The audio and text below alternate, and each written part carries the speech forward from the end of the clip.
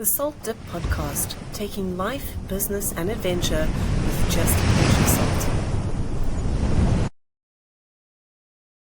Good morning and welcome back to another podcast session from SaltDipped. And this morning I am joined by Johannes Swanepoel. He's known as the visual intelligence engineer. He's an absolutely fantastic graphic designer. He's got accolades coming back as far as working on some of the big accounts from the FIFA World Cup that we had in 2010, as well as helping a lot of businesses redefine who they are and how they show up in the world as well.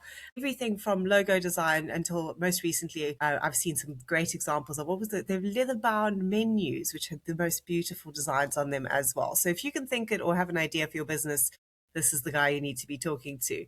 Johannes, hello. Welcome to SaltDipped. Hello, Tamsin. It's wonderful to be here. It's quite exciting to do something like this. Good. I'm glad. I'm excited to chat to you a bit as well. Some of the topics we've been talking about on the podcast have included business and life, and sometimes a bit of that balance in between as well, but also that beginner mindset. And I think a lot of entrepreneurs need to have that just to sometimes, be able to even start and get into business and, okay, yes, say yes, figure it out later, that whole mindset as well that Richard Branson's spoken about. How do you find that in business? Is it something that you encounter on a daily basis or weekly basis at least? I think in my case, it was more a thing of necessity. You get into a situation where you realize you're not finding a job and you don't really have a choice. You just have to jump in and make it work.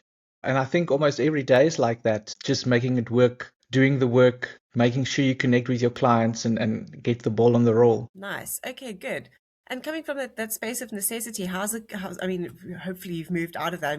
I've known you for long enough. I think that you definitely are out of that space now and actually building a business. How's that journey been? Interesting, I think, yes, tough. Also, what freeing or emancipating, not working for somebody else, but working for yourself and proving to yourself that you can make something by yourself and not having to work for somebody else, but you can actually make something yourself and make it work if you do it every day. Yes, I think it has been a big journey of growth, starting off anxious about whether you can be able to do this. And then a few years later, you realize, well, this is my life now. I'm doing it, and then also growing in business, learning how to do the thing. I think that's been the biggest journey I've been on so far. Yeah. Fantastic. Yeah, I've had that as well. There's sort of, you hit a moment where you go, oh, I'm so unemployable now. There's no going backwards. There's now no going and finding a job. Yes. Yeah. I mean, if I have to go now, they're going to ask you, okay, well, what's your experience? What's your experience in an agency? And I'm like, well, I haven't been doing this for a while. And now I'm my own designer. I'm my own creative director. I do the art directing. I'm the boss. What position will they give me? Well, that's what I keep thinking. Nobody needs you to go in and be like, you should be doing this differently, or this isn't quite working. Yes, it's like, that wasn't exactly. in your job scope. Yeah. And now I think running a business, you've come to a place where you realize you have a voice. So you can tell the boss, listen, this is not how it's done, or this is not how I'm going to do it. And you can't do that in a corporate or anything, Yeah. Because sometimes you're having that conversation with the boss anyway, right? When you've got to say to yourself, like, really, was this really what we said we were going to deliver? Is this living up to my expectation? Come on, you've got to have those hard conversations. Yeah, no, it would be I think it would be quite different stepping back into a job and being like, definitely not employable anymore. So with your journey, and obviously our theme is water with SaltDipped and all that, it's almost there's that going with the flow that you've just got to embrace as an entrepreneur. And there's ebbs and there's highs and there's lows, and it's amazing how that shifts and changes. What would you say is the thing that you've done through your journey just to help get you through those lows, and keep moving? My first reaction would be, I sleep in the low tides because I know I'm going to need it in the high tides. Yeah, rest when you can. Yeah, rest when you can. When it comes to tides, about water flowing, and I know you mentioned before on an earlier conversation about water moving into a container and fits the container. And we have a saying in design, and actually any design discipline has this, that form follows function. And it basically means that you design for the use of that product. And I think in my business, what helped me a lot is making sure my designs adapt to the client's needs. I've actually sometimes I went and sit and look at my portfolio and asking myself, where's my distinctive style? You know, if you look at other designers' work, they all have a distinctive style, and mine is just all over the place. And I think the major reason for that is my designs adapt to the client's requirements. So it depends on what's the client's target market, what type of vibe do they want to present, what is their messaging, does the color scheme fit their industry, and all that type of stuff. So, and I think I've actually based my business on the fact that I can adapt to the client's requirements. And I think a lot of clients eventually start appreciating that, and they see the value in that I don't just try to push my own style on them, but I try to make their business and their brand work for what they want. I guess I'm not really speaking about low and high tides, but more about the flow Flow. of Yeah. business and how it should adapt to what your clients want. Well, I think, yeah, so what's great about that, and I mean, you did mention with the low and high tides, and that resting in the low, because I think often what happens as a business owner is suddenly when there isn't as much work, and especially in the creative field, being in it myself as well, you can hit that panic station very quickly and very easily and sort of being like, where is it? And sort of go into a very busy mode, which is needed to bring in more work. But like you say, at the same time, when there's a lot of work, there's a lot of work, and you want to make Yes, sure yes, that you've got yes. enough energy to handle it. So I really love that idea of, okay, when there's a low, there's a lull, just rest. I I think think also like good. I think a big part of it is enjoying the low tides when it happens and use it to refresh and recharge, especially one's creativity. Because yeah, you're gonna need it when you have to be running the whole time and get every client's stuff done within time when it's really busy. Yeah. And I think, especially in a business year, there are certain periods that are quieter for the creative industry in particular. So, I mean, now this month in particular in South Africa, so if we're recording this in February for when you are listening to it, but it's really busy at the beginning of the month because everybody wants a quote, everybody wants to know what it's going to cost because then they can go into the budget for the next year and then it's silent. And it's actually, I mean, this week in particular, being the last week of February, I'm going, yeah, here's the breath. I can see what's going to happen next week and the week after because everyone's going to be ready to go. But you've actually just got to take that pause. Otherwise, it could be really overwhelming. Yes, yes, yes, yeah.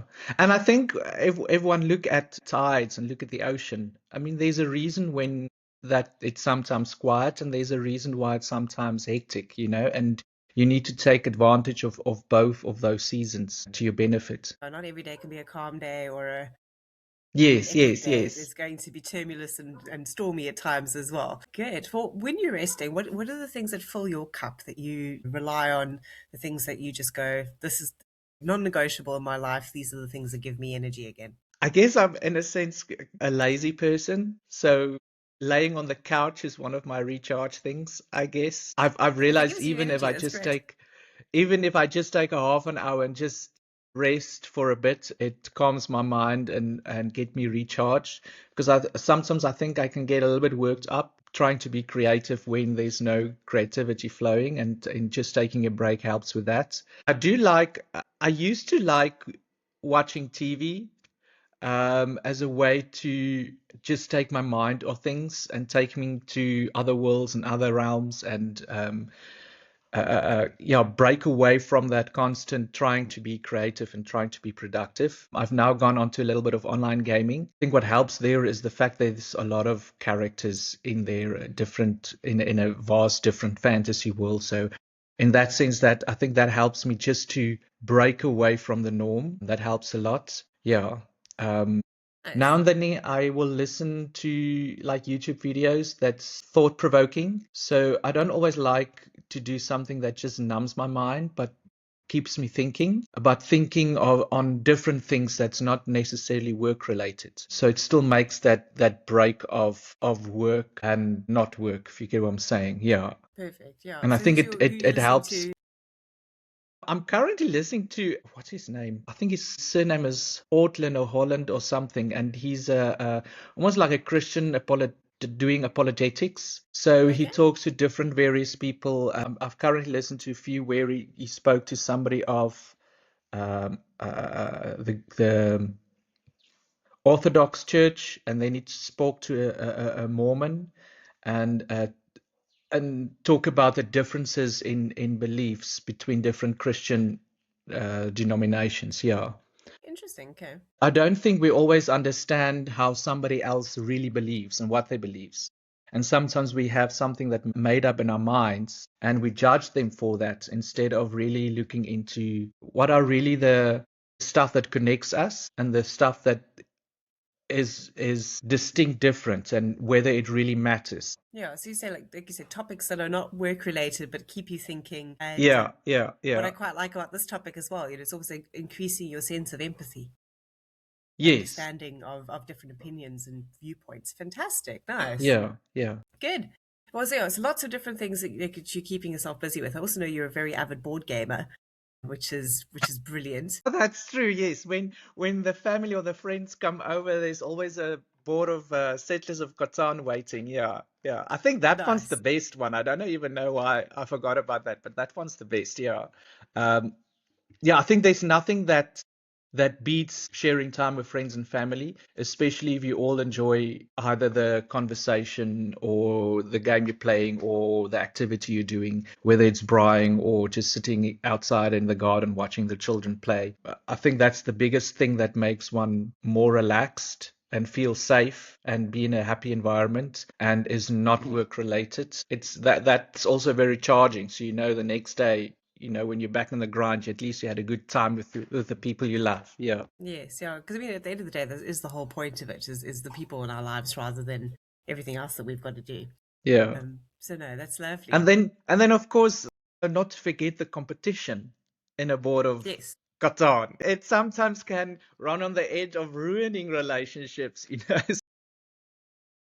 Where would you place yourself on that scale? Like, are you sort of that person that will win at all costs, and or a little bit more sort of fluid? Like I've got one friend, we just can't play board games with her because relationships would be ended because she has to win. I don't know. I guess I'm in the middle.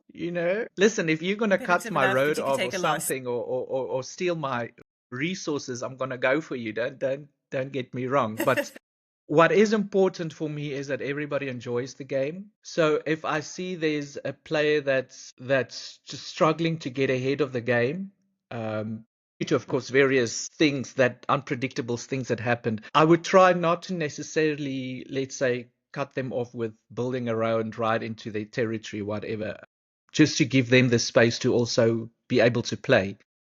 Mm. Do that. I think the foremost thing of a game, like a board game, is that everybody enjoys it. If somebody is pulling too far down and they actually don't enjoy the game, then why playing? So then winning is not what would I say it? Um, As satisfying. Winning is then not the aim of the game. It's not useful. Yeah. Yeah, no, that's true. Okay, good. So yeah, enjoy it and competitive, but take everybody along with for the ride as well, which is a great Yes, way yes, to yes, look at yes. it. Look. I can tell you this, right? I will, I will make sure other people enjoy the game, but I will also Yes. make sure I'm still ahead. Yeah, so just almost like enough to tease them. Like this is, look, you can Yeah, still close the yeah. gap. You're fine. Good. So with it right now, I mean, how many years has it actually been now that you've been in business? I think it's just over 7. I Nice. started Okay, yeah.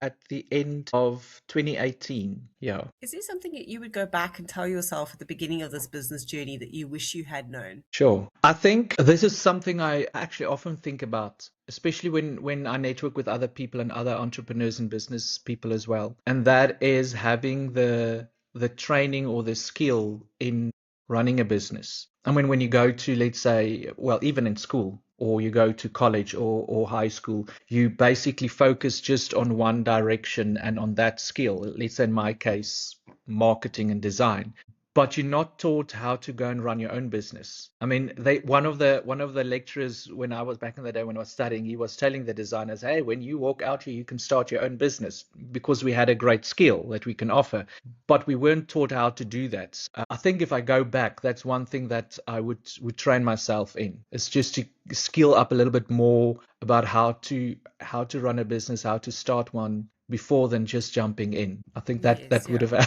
helped a lot.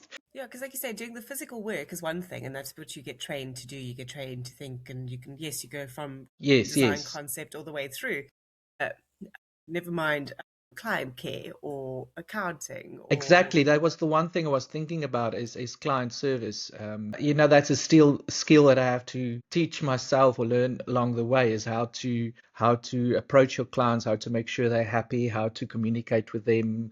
That's one of the major things that I've been seen in my journey that I grow into. Yeah. yeah. And one of the things I also find, I mean, just this also just from having team and managing them is sometimes like how much you need to actually talk to a client, how often you need to talk to a client, what do you need to keep them in the Yes, loop yes, about, yes. because you're often just running things in your head and you're just looking to get it done and you've got a timeline, what's happening. There's other people involved in the equation now as well. It's not just Yes, yes, yes. lecturer And one style, here's makes the job, here's the assignment date, go. and one makes the assumption that the client knows, Yeah, you know? what's going on. But how do they know if you don't tell them? They're not necessarily aware what's going on in the office, or so it's that is important.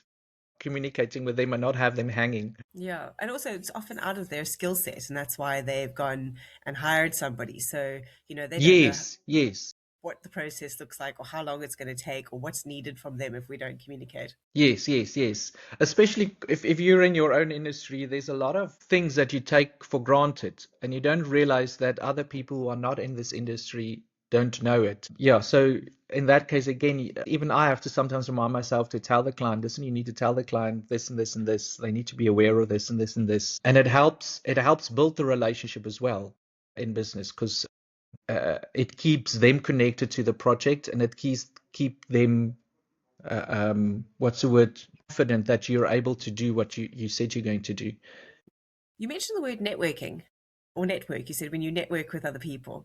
How fundamental have you found that to be for your business? Invaluable, I want to say, because when I started my business, I immediately joined a business network international, BNI. For your listeners that don't know, we're in both in the same chapters.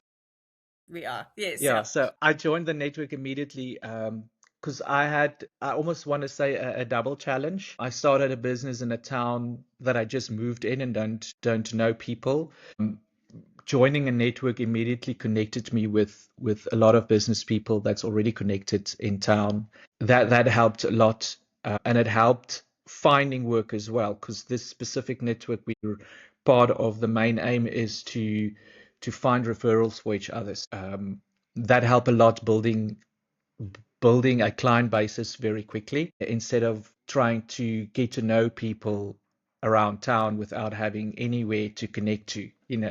So, and then, but besides that, it also gave me resources. So I met up with other printers and signage people and people who can actually print and create the things that I design for. So that helped a lot for me to be able to work with them and getting the projects done. And the fact that I can now have people that I trust and can build relationships with. I also have people that I can send the clients to if they want to go directly to them. So that helps a lot. So, but a big part of my business comes from my network. So yeah, that's why I'm saying it's actually invaluable. And then Yeah, also yeah. the growth. I mean, we talked about not knowing how to run or start a business from the start, but this helped a lot because you meet with people that's already been there and they can give you a lot of advice and guidance. And then also the sharing of stories to know that you're not alone. There are other people with the same challenges that you have, and you can all cry about it at the same meeting if you get what I'm saying. Yeah, and laugh about it and go, oh, this too shall Yeah, pass and all laugh that as about it. well. Yeah, it's comforting. Yeah. True, very true. You talk about growth as well. I mean, when I met you, when you first joined our chapter, public speaking was not something that you probably would have said was a strength of yours. I remember you being quite quiet and reserved. I think a lot of people, if I said that to them now, wouldn't believe me because of how much you've grown in that space. I mean, Yes, yes, you yes. not only can stand up and represent your business in a far better way. I'll never forget your first sort of keynote opportunity where you were just sort of this amazing new presence in the room. But you're running the meetings. You hold the energy for a lot of people as well. How has that skill development felt for you? To me, watching it, it looks empowering. But I'd love to know how you feel about it. I can tell it's been quite a rewarding journey. Look, I have done actually done very well with public speaking at school. Good. So Okay.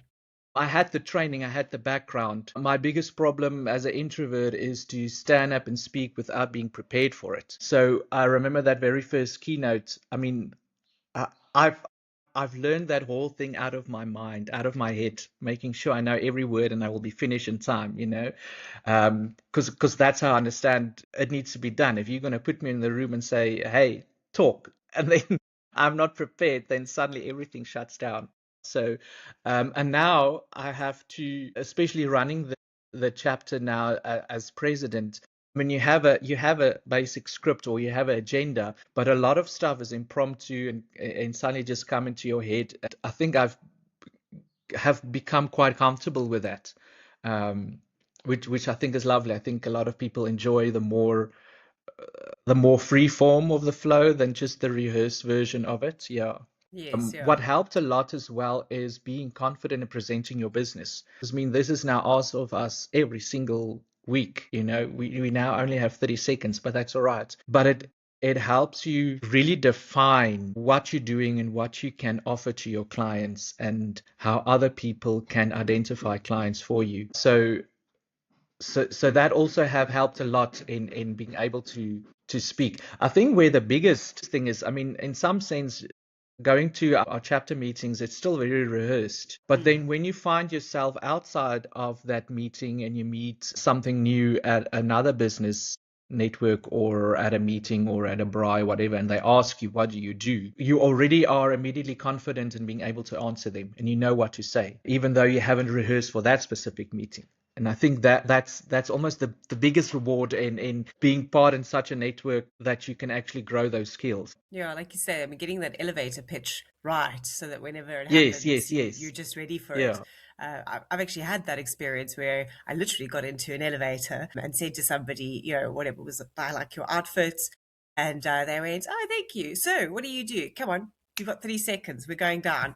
And it's amazing. I was sort of went, oh, yes, okay, right. You could sort of just go into it and give them the rundown, and Yes, got yes, business off yes. of that. I mean, so there's always that, are you ready for whenever you end up in a room with Sir Richard Branson or whatever, accidentally standing next to the person you wanted to speak to your entire life? Are you ready?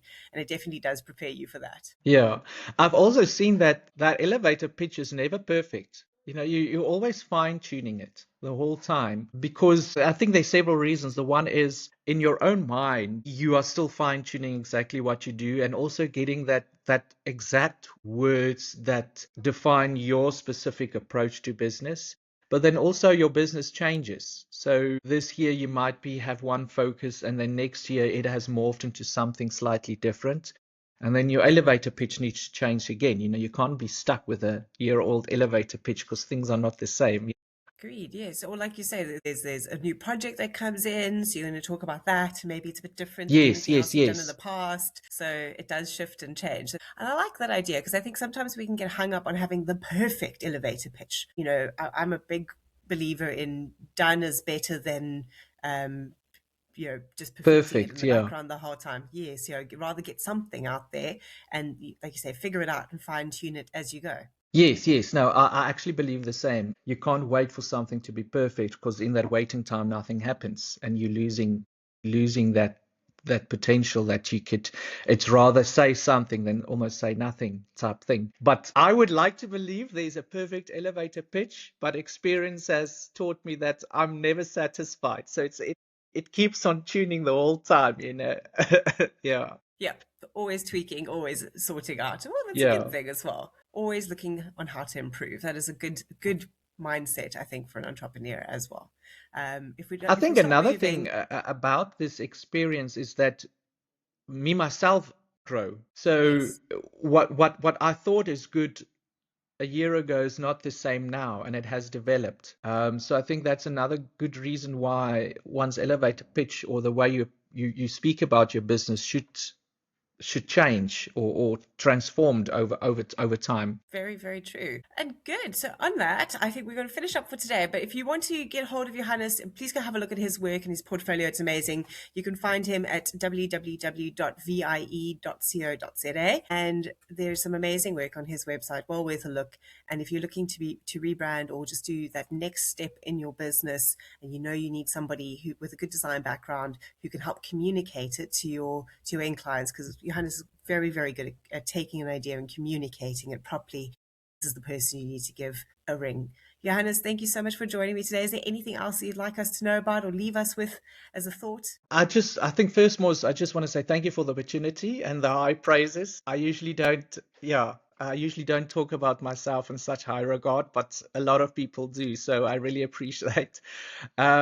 I think the biggest takeaway is, especially when it comes to business and starting your own thing, is to jump in and swim, and to make sure that you educate yourself the whole time about how to do things better. Don't think that you know everything, especially when you start your own business. You don't know everything. And you must probably only know that thing that you are qualified or skilled in, like in my case, being a designer. So it's a clever thing to do and a wise thing to do to get you trained up in doing business, whether it's reading books or watching YouTube videos on that. So I think I would leave listeners with that. Don't jump in, but also don't just jump in blindly. Get yourself trained up, because it will help a lot, and it will help prevent a lot of mistakes into the future, or whether you make mistakes, how to come back from them. Fantastic. Thank you for really, really good advice. And we hope you enjoyed listening to this podcast today.